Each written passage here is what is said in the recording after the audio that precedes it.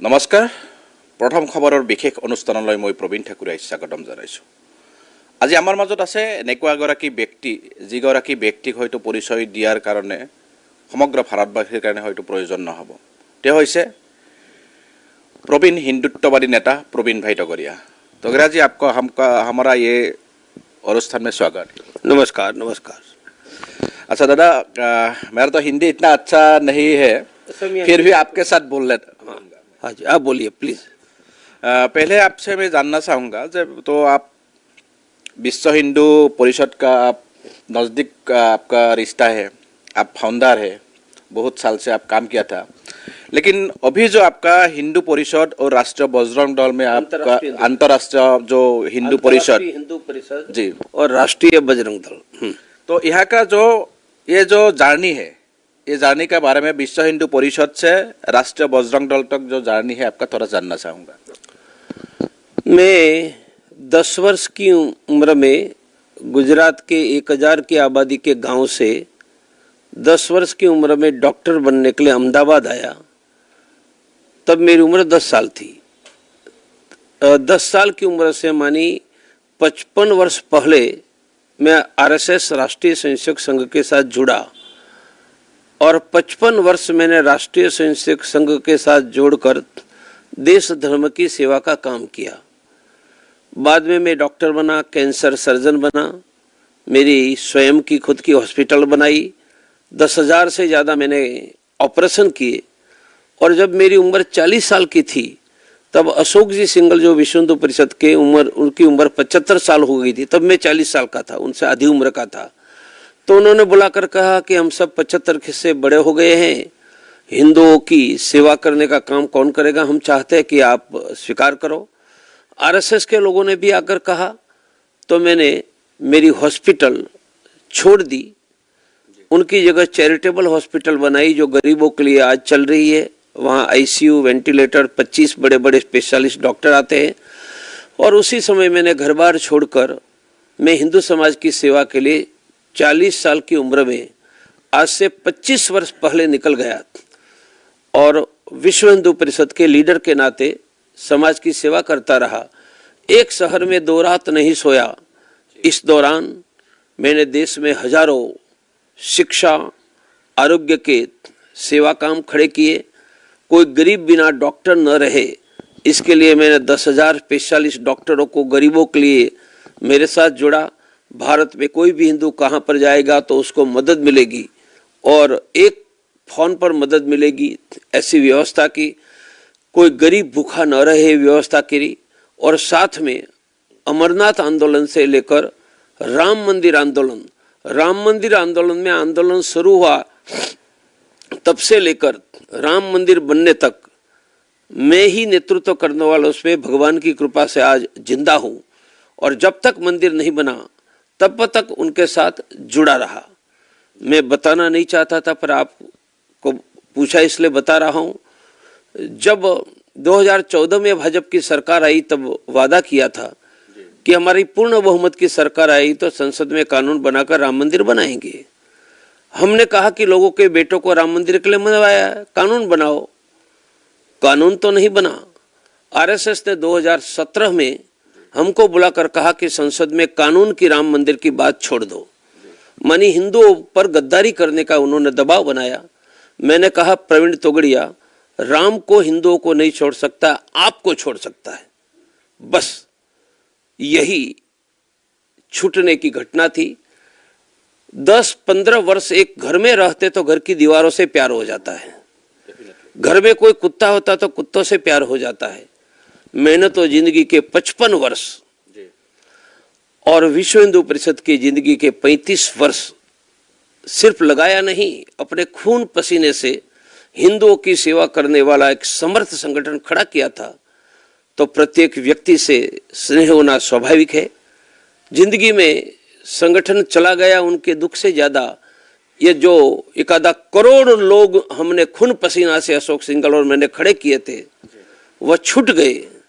उनका दर्द आज भी है और छूट गए उनका कारण था कि हमको कहा कि हिंदुओं से गद्दारी करो, संसद में कानून की राम मंदिर की बात छोड़ दो। यह बात मैंने रिकॉर्ड की हुई है। हमने राम को नहीं छोड़ा, हिंदुओं को नहीं छोड़ा, गद्दारी करने की बात करने वालों को हमने छोड़ दिया। फिर सभी देश भर के साथी एकत्रित हुए। उन्होंने कहा कि ये लोग हिंदुत्व छोड़ देंगे, हिंदू और सत्ता, तो ये लोग सत्ता पसंद करेंगे, हिंदू पसंद नहीं करेंगे, और हिंदू समाज अनाथ हो जाएगा, उसकी सेवा करने वाला कोई नहीं मिलेगा। इसलिए हमें खड़ा होना चाहिए। और 2018 24 जून को दिल्ली में देश भर के सभी जिलों से हजारों हिंदू साथी आए और मिलकर अंतरराष्ट्रीय हिंदू परिषद, राष्ट्रीय बजरंग दल, उनके साथ राष्ट्रीय छात्र परिषद जो आसाम में चुनाव अनेक जगह पर जीती है, राष्ट्रीय मजदूर परिषद, राष्ट्रीय किसान परिषद, 24 घंटे हिंदुओं की मदद के लिए हिंदू हेल्पलाइन, कोई गरीब बिना डॉक्टर नहीं रहेगा, इंडिया हेल्थलाइन, कोई गरीब भूखा नहीं रहेगा, एक मुट्ठी अनाज, ऐसे 15 संगठन खड़े किए। आज भगवान की कृपा से आसाम के हर गांव में अंतर्राष्ट्रीय हिंदू परिषद, राष्ट्रीय बजरंग है, और हम ही लोग हैं। जब एनआरसी पब्लिश हुई और 45 लाख बांग्लादेशी मुसलमानों को विदेशी घोषित करके डिपोर्ट करना था, उनको इलीगल डॉक्यूमेंट के आधार पर आसाम का नागरिक बनाया, तब हमने आंदोलन छेड़ा, आसाम बंद किया और एनआरसी कैंसिल करवाई। ऐसे ही केरल में सबरीमला के मुद्दे पर हमने किया। और जो हमको कहते कि राम मंदिर की संसद की बात, कानून की छोड़ दो, हमने अयोध्या कुछ का 2018 में ऐलान किया, 40,000 लोग गए, आज राम मंदिर बन गया। भगवान की कृपा से इतना ही बड़ा, इससे बड़ा संगठन खड़ा हो गया है। और आज यही संगठन राष्ट्रीय बजरंग दल, अंतर्राष्ट्रीय हिंदू परिषद, डंके की चोट पर, जैसे हमने बाबर का ढांचा ढहा दिया, राम मंदिर बना दिया, हम 50 लाख बांग्लादेशियों को आसाम से हटाकर लाचित बरफुकान ने आसाम को बचाने का महाकाम किया था। उनके चरण कमल पर चलकर यह काम आसाम की जनता पूरी करेगी। और डॉक्टर प्रवीण तोगड़िया आसाम का सेवक बनकर जब तक एक भी बांग्लादेशी नहीं जाएगा, डटा रहेगा, और संपूर्ण आसाम की जनता को हम सुरक्षित करेंगे। हमारा संकल्प है, अब तो हिंदू ही आगे, सुरक्षित हिंदू, हर असमिया हिंदू सुरक्षित, हर परिवार, हर बहन बेटी, हर गांव, हमारा देश, हमारा आसाम सुरक्षित। हमारा संकल्प है समृद्ध हिंदू, गरीबी मुक्त भारत, रोजगार युक्त युवा, कर्ज मुक्त किसान, महंगाई मुक्त भारत। हमारा संकल्प है सम्मान युक्त हिंदू। और आज भगवान की कृपा से मेरे साथ 15 लाख से ज्यादा मेरे पदाधिकारी हिंदू साथी और राष्ट्रीय छात्र परिषद के लाखों युवा कॉलेज में यही लक्ष्य को लेकर काम कर रहे हैं।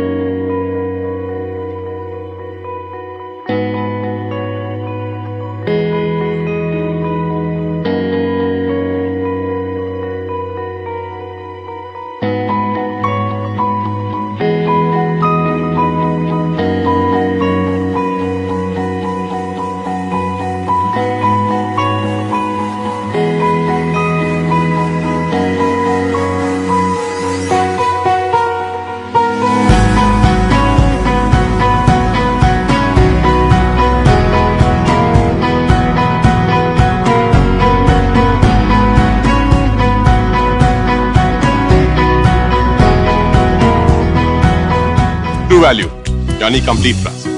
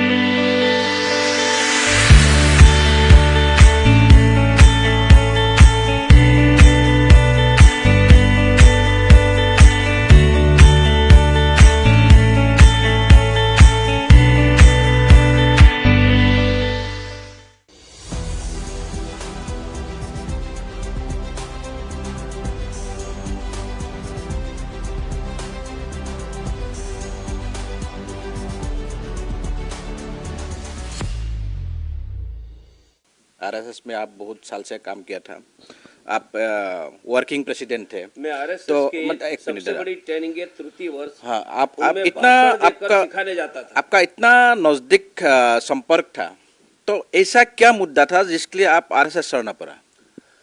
मैंने कहा ना कि 2017 सितंबर में मध्य प्रदेश के भोपाल में आरएसएस के प्रमुख 5 लोगों ने विश्व हिंदू परिषद के 7 लोगों को बताया कि राम मंदिर, संसद में राम मंदिर के कानून बनाने की, राम मंदिर की बात छोड़ दो।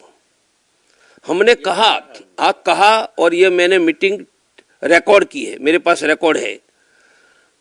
सबने कहा, मैं अकेले नहीं, विश्व हिंदू परिषद के हिंदुओं के साथ गद्दारी है। मंदिर नहीं बनाना था तो लोगों के बेटों को मरवाया क्यों, अयोध्या बुलाया क्यों, पैसे लिए क्यों? पर उन्होंने कहा कि हमारा आदेश है। तो मेरे दूसरे साथियों ने संघ के आदेश के सामने राम मंदिर के लिए बात छोड़ दी। हमने कहा कि डॉक्टर प्रवीण तोगड़िया गद्दारी नहीं करेगा, पद रहेगा या नहीं रहेगा, स्थान रहेगा या नहीं रहेगा, मैं गद्दारी नहीं, और मैं हूं तब तक राम मंदिर का झंडा उठाते रहेंगे जब तक मंदिर में नहीं बनेंगे। बस वह छूट गए जो मंदिर छोड़ना चाहते थे। अच्छा, अभी हम लोग भारत का हिंदुओं से किस चीज से डर है? भारत में हिंदुओं को डर है असम में बांग्लादेशी 50 लाख घुसपैठियों से, बंगाल में भी घुसपैठियों से डर है, जम्मू कश्मीर में इस्लामिक जिहादी आतंकवादियों से डर है, पूरे देश में बढ़ती हुई मुस्लिम जनसंख्या से डर है। यदि हमने 2 से ज्यादा बच्चे पैदा करने पर नियंत्रण लगाने का कानून नहीं बनाया तो यह देश इस्लामिक देश बन जाएगा। एक भी हिंदू का घर, बहन, बेटी सुरक्षित नहीं रहेगा। इसलिए हमें डर है मुसलमानों की बढ़ती हुई जनसंख्या से, हमें डर है जिहादी इस्लामिक आतंकवाद से, हमें डर है बांग्लादेशी मुस्लिम घुसपैठियों से, हमें डर है गरीबी से, बेरोजगारी से, किसानों को फसल का दाम नहीं मिल रहा है उनसे, हमें डर है महिला सुरक्षित नहीं है उसके लिए। यह हमारी देश की समस्याएं हैं। अभी तो हम लोग का जो प्रधानमंत्री है नरेंद्र मोदी जी, अच्छा से देश चल रहा है, उसके होते हुए कोई डर नहीं है, लोगों को ऐसे प्रतिदिन बता रहा है, फिर भी हम लोग का क्यों ऐसा डर है? कल ही कश्मीर में हिंदुओं को मार डाला, डर नहीं है तो क्यों मार डाला? इसके पहले कर्नाटक में शिमोगा में हर्ष को मार डाला जिहादी आतंकवादियों ने, डर नहीं है तो क्यों मार डाला? इसके पहले गुजरात में किशन भरवाड़ को जिहादी आतंकवादियों ने मार डाला, डर नहीं है तो मार क्यों डाला? मेरा कहना है कि जिहादी आतंकवाद, जिहादी इस्लामिक आतंकवाद के विरोध सरकार को युद्ध घोषित करना चाहिए। यह धरती पर जिहादी इस्लामिक आतंकवाद नहीं चलेगा। हमें शांति चाहिए, सुरक्षा चाहिए, और जिहादी आतंकवाद के नाम पर शस्त्र चलाने वाले को भारत की धरती पर समाप्त करना होगा और भारत सरकार को उनके विरुद्ध में युद्ध घोषित करना होगा। क्यों हमारे लड़के मर रहे हैं? क्योंकि समस्या कैंसर की है और दवाई मलेरिया की दे रहे हैं। समस्या इस्लामिक जिहादी आतंकवाद की है और आप दवाई विकास की दे रहे हैं। उनको विकास नहीं, उनको पुलिस की बंदूक की गोलियां चाहिए। अभी आपका जो कहना है, इसका मतलब मैं ये निकालूं कि हमारा देश में जो आतंकवाद का जो प्रॉब्लम है, ये आतंकवाद का प्रॉब्लम, आतंकवाद के खिलाफ जो एक्शन लेना चाहिए वो लेने में हमारा देश का प्रधानमंत्री नरेंद्र मोदी जी फेलियर हुआ है। नहीं, मैं नरेंद्र मोदी के बारे में कुछ भी नहीं करता। हमारे बड़े भाई है, भारत के प्रधानमंत्री है। मैंने सरकार के बारे में कहा और सरकार मिलाकर सब है। मैं कहूँगा जम्मू कश्मीर में इस्लामिक जिहादी आतंकवाद को ख़त्म करने में सरकार विफल रही है। मैं कहूँगा कि 3 करोड़ बांग्लादेशी घुसपैठ मुसलमान भारत में हैं, उनको हटाने में सरकार विफल रही है। मैं कहूँगा कि मुसलमानों की जनसंख्या बढ़ रही है, उनको नियंत्रित करने का कानून बनाने में विफल रही है, परंतु सफलता भी है। धारा 370 भी हटी है, यह बहुत बड़ी सफलता है। जरूर राम मंदिर बना, पर वह तो सुप्रीम कोर्ट के निर्णय से बना है, उसमें सरकार की कोई भूमिका नहीं है। असम से आपका रिश्ता बहुत गहरा है, बहुत नजदीक है। आप बहुत दिन से मेरा जन्मों जन्म का आसाम का रिश्ता है। लगता है कि पहले मैं ही जन्म कर आसाम की सेवा करने आया हूँगा, इसलिए फिर से आसाम की सेवा के लिए दिल में यह तीव्रता खड़ी होती है। तो असम में ऐसा है जो आप जो बोल रहे हैं, जो घुसपैठिया का जो प्रॉब्लम है वो बहुत साल से चल रहा है। लेकिन पहले बार जब हमारा प्रधानमंत्री नरेंद्र मोदी जी गुवाहाटी आया था, एक चुनावी मीटिंग में घोषित किया था कि जब सेंट्रल में आपका बीजेपी सरकार आएगा तो दूसरा दिन घुसपैठियों ने बैग एंड बैगेज वो लोग बांग्लादेश चला जाना भेज देंगे।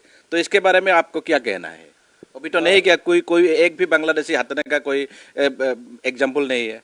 नरेंद्र भाई तो मेरे बड़े भाई है, अभी फिर से आसाम आ रहे हैं, तो बड़े भाई को कहो कि कल से सभी बांग्लादेशियों को बिस्तरा लेकर बांग्लादेश भेज दो, और नरेंद्र भाई करके दिखाएंगे। मैं आपको बताना चाहता हूँ कि देश में एक कानून है, उसका नाम है फॉरेनर एक्ट, विदेशी नागरिक कानून 1951। यह देश में 1951 में जब कानून शुरू हुआ, भारत के संविधान 1950 के बाद, इसके बाद यदि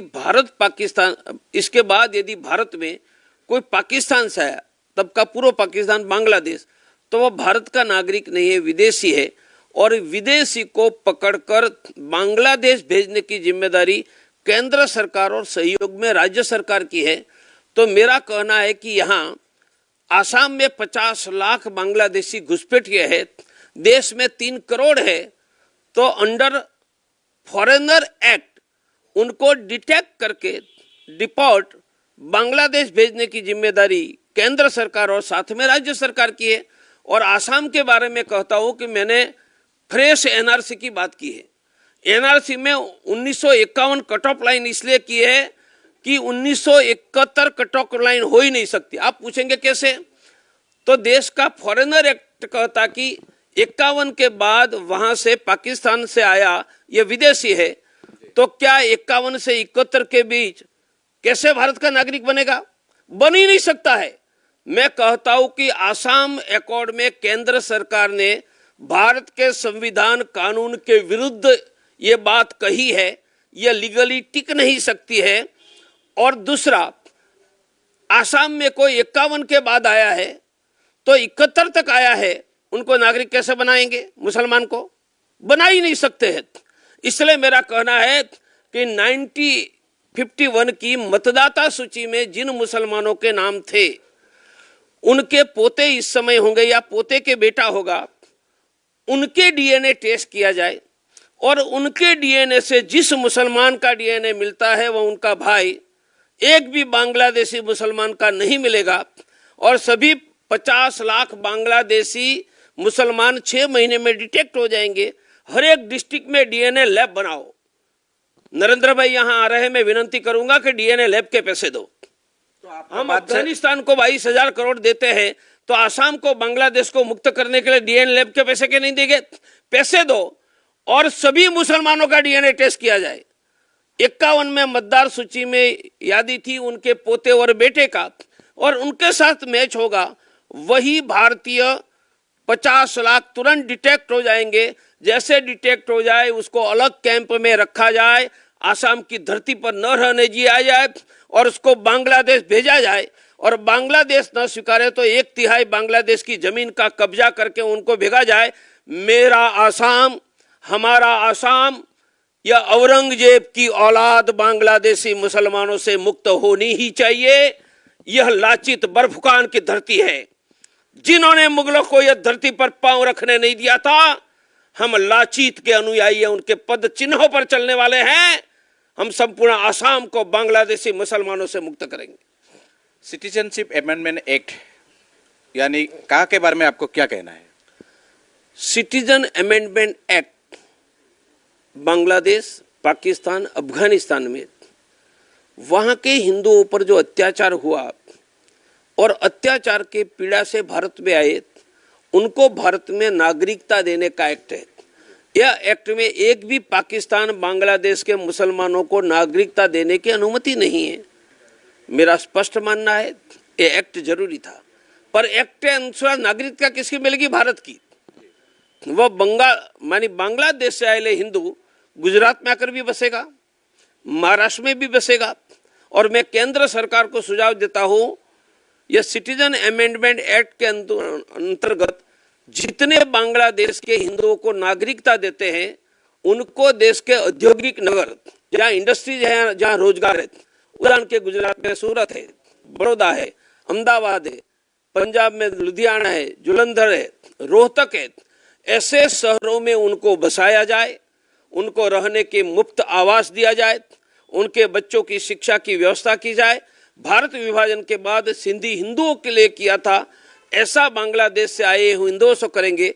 उनके कारण बांग्लादेश से आए हुए हिंदुओं को देश में रोजगार मिलेगा, रहना मिलेगा और आसाम में भी पॉपुलेशन लोड कम हो जाएगा। मैं विने विन आसाम की भी रक्षा हो और बांग्लादेश से आए हुए हिंदुओं की रक्षा हो, ये दोनों का रास्ता दिखा रहा हूँ। थैंक यू दादा। जो ये आपको क्या लगता है जो आसाम में जो विदेशी मुक्त, बांग्लादेशी मुक्त, घुसपैठियों का मुक्त आसाम हो सकता है? बिल्कुल हो सकता है। कोई कहता था कि बाबरी गिरेगी, कोई कहता था राम मंदिर बनेगा।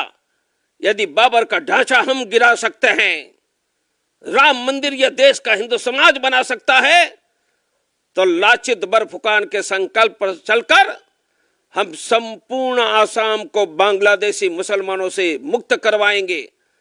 सरकार अपनी जिम्मेदारी का निर्वहन करे और जब आसाम में भी भाजपा की सरकार, केंद्र में भी भाजपा की सरकार, तब आसाम बांग्लादेशी मुसलमानों से मुक्त नहीं होगा तो क्या निहाल अहमद होगा तब मुक्त होगा? मुक्त करो। अभी लास्ट इलेक्शन में जो ये असम में राज्यसभा इलेक्शन हो गया, उसमें हम देखा जो AIUDF जो मुस्लिम लोगों का पार्टी है, तो ये पार्टी बीजेपी लोगों को, बीजेपी का जो कैंडिडेट है उसको सपोर्ट कर रहा है, तो कैसे होगा, हो पाएगा ये? नहीं, मुझे पता नहीं कौन सी मतदाता सूची में किसने क्या किया, मैं नहीं जानता हूं और किस दल ने किसका सपोर्ट लिया, मेरा काम नहीं है। मेरा तो काम है आसाम बचाओ, आसाम के हिंदुओं को बचाओ और 50 लाख बांग्लादेशी मुसलमानों को भगाओ। किस दल ने किसको सपोर्ट किया है उनको मुबारक, मुझे उसके बारे में कोई कमेंट नहीं करनी। अभी जो पूरा इंडिया में ये चल रहा है जो प्राइस हाइक का मुद्दे है, इसके बारे में आपको क्या कहना है? महंगाई बहुत चिंताजनक स्तर पर बढ़ रही है। 2014 में गैस के सिलेंडर के दाम 450 थे, आज वो 1000 से ज़्यादा है। मानिए एक अर्थ में मान लिए 3 गुने। मैं एक ही उदाहरण दूँ, गैस का सिलेंडर, यही पेट्रोल की, डीजल की, जीने की चीज़, लोगों का जीना मुश्किल हो गया है। इसलिए मैंने कहा कि समृद्ध भारत, समृद्ध हिंदू, उनकी 4 बातों में गरीबी मुक्त भारत, रोजगार युक्त युवा, कर्ज मुक्त किसान और महंगाई मुक्त गृहिणी, ये 4 बातें हमने की है। तो अभी गवर्नमेंट इसमें मैंने क्या करना चाहिए? गवर्नमेंट को महंगाई पर नियंत्रण करना चाहिए, पेट्रोल डीजल के, गैस के सिलेंडर के दाम कम करने चाहिए और सभी चीज़ों की महंगाई नियंत्रण करने की आर्थिक नीतियाँ बनानी चाहिए। प्रथम खबर में आपको इतने टाइम, इतने समय देने के लिए आपको बहुत बहुत धन्यवाद दादा। धन्यवाद, धन्यवाद। এয়া আছিল বিশ্ব হিন্দু পৰিষদৰ এসময়ৰ উদ্যোগী আৰু আটাইতকৈ বেছি সক্ৰিয় আৰু সেই সময়ৰ ৱৰ্কিং প্ৰেচিডেণ্ট তথা বৰ্তমানৰ আন্তঃৰাষ্ট্ৰীয় হিন্দু পৰিষদ তথা ৰাষ্ট্ৰীয় বজৰং দলৰ প্ৰতিষ্ঠাপক সভাপতি প্ৰবীণ ভাই টগৰীয়া। এই অনুষ্ঠানটি ইমানতে সমাপ্ত হ'ল আৰু লগে লগে এই অনুষ্ঠানৰ পৰা মই প্ৰবীণ ঠাকুৰীয়াই বিদায় লৈছোঁ।